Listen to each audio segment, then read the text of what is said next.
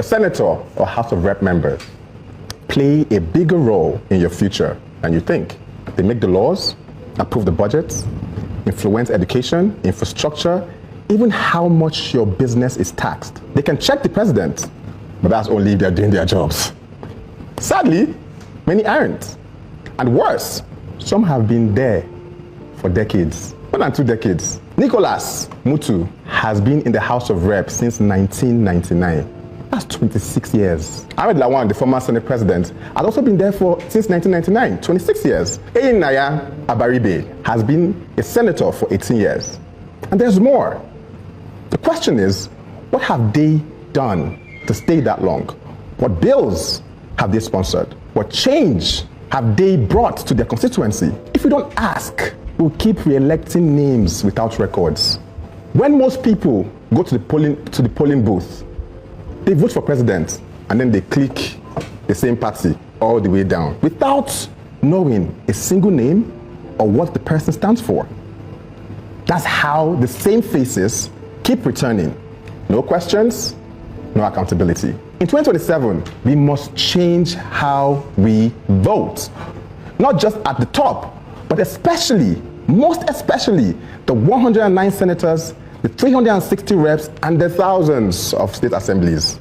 But this is also a message for INEC, or to INEC.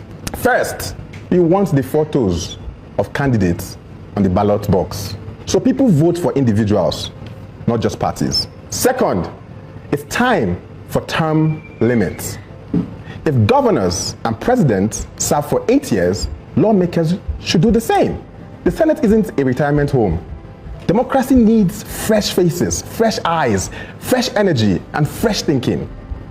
It's time to make the legislature work for the people again. Gen Zs, to all my people out there, this is our challenge to you. I know you people are doing your 30 days challenge, but this is a new challenge. Know your reps.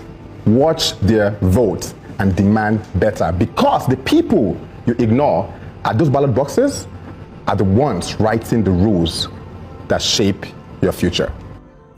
Beautiful idea, very beautiful, and I agree with him. It's long overdue.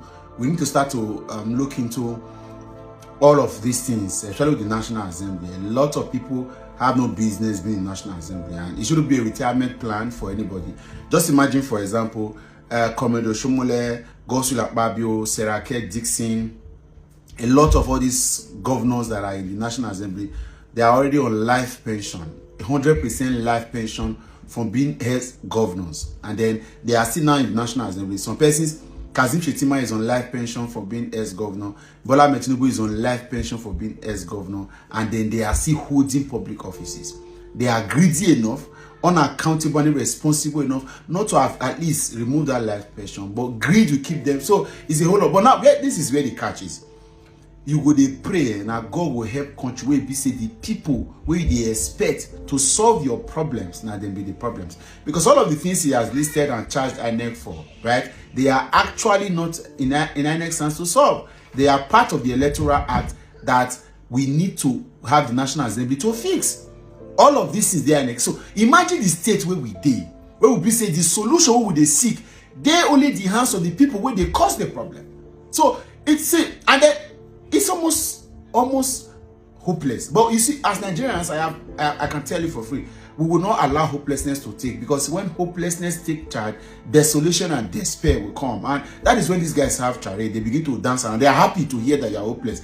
Now, the most important thing is that first and foremost, as Nigerians, we need to agree that we have been chasing shadows. Electoral reforms will be one of the most important things we need to focus on. And as Nigerians, all of us need to agree. So all of these pockets of protest, pockets of problem, all of this, we can sum it up to say one key thing we should do for 2027 is to have a free, fair, credible elections. And one way to commit to access to that is to commit the National Assembly. So what is the strategy?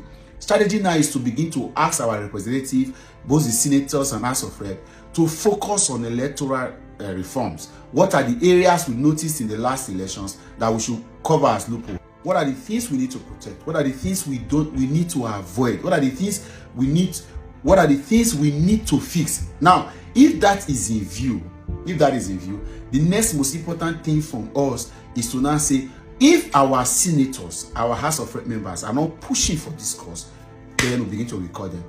And don't wait. Instead of us going to elect people in 2027 that go and do that, we still have 2 years to 2027. Anybody not focusing on that, anybody not supporting it, begin to record them. If as a people we agree on this journey to say focus on electoral reforms, institutional balancing, deepening our democracy, as it were, separation of power, rule of law, all of the things, making INEC truly independent, making judiciary to have very limited avenue to use technicalities to knock off electoral. And like I said, if INEC is truly reformed, our elections are truly reformed, INEC has got a 7-day window in the act establishing them to ensure that they are able to review the elections that they have conducted, rather than waiting. It now seems like it is the court that determines who wins the election, which is not supposed to be so. That's why it is in some countries, in most countries, civilized countries. INEC can look back at its processes and fix the things. If we have senators or House of Rep members from our constituency that are not focusing on this, that do not believe in this principle, focus on recalling them. Before you know it, in 2027, we will have a document that will charge INEC to have a free, fair, and credible elections. Guess what? If our elections are free, fair, and credible, we have very limited abuse of power moving forward, because the people in power, the political class now knows that the people actually decide. But right now, all of the things you are seeing, what do you think Tinubu is doing? All of them are a game plan to win the next election.